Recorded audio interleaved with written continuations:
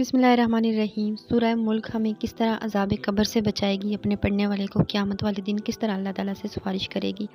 حدیث میں آتا ہے کہ حضرت ابو ہریرہ رضی اللہ عنہ نے فرمایا کہ رسول صلی اللہ علیہ وسلم نے ارشاد فرمایا کہ قرآن شریف میں ایک سورت 30 آیات کی ایسی ہے کہ وہ اپنے پڑھنے والے کی شفاعت کرتی ہے، یہاں تک کہ اس کی مغفرت کرا دیتی ہے، اور وہ سورت تبارک الذی ہے۔ فرمان مصطفیٰ صلی اللہ علیہ وسلم ہے کہ یہ سورت ہر مومن کے دل میں ہو۔ حدیث میں ہے کہ جس نے سورہ ملک و سجدہ کو مغرب اور عشاء کے درمیان پڑھا، اس نے لیلۃ القدر میں قیام کیا۔ روایت میں ہے کہ سورت کے پڑھنے والے کے لیے 70 نیکیاں لکھی جاتی ہیں اور 70 برائیاں دور کی جاتی ہیں۔ روایت میں آتا ہے، ایک اور جگہ روایت میں آتا ہے کہ سورت کو پڑھنے والے کے لیے لیلۃ القدر کی عبادت کے برابر ثواب لکھا جاتا ہے۔ جو یہ سورت روزانہ پڑھتا ہے وہ اسے عذاب قبر سے محفوظ کر لیا جاتا ہے۔ حضور صلی اللہ علیہ وسلم کا سونے سے پہلے ان آیات کے پڑھنے کا معمول تھا۔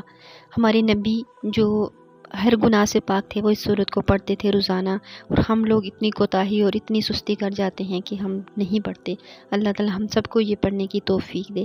قیامت والے دن یہ اللہ تعالیٰ سے جھگڑا کرے گی، کہے گی کہ اے اللہ، یا مجھے اس قرآن سے نکال دے یا اس بندے کو بخش دے۔ پھر اللہ تعالیٰ اس بندے کو بخش دے گا۔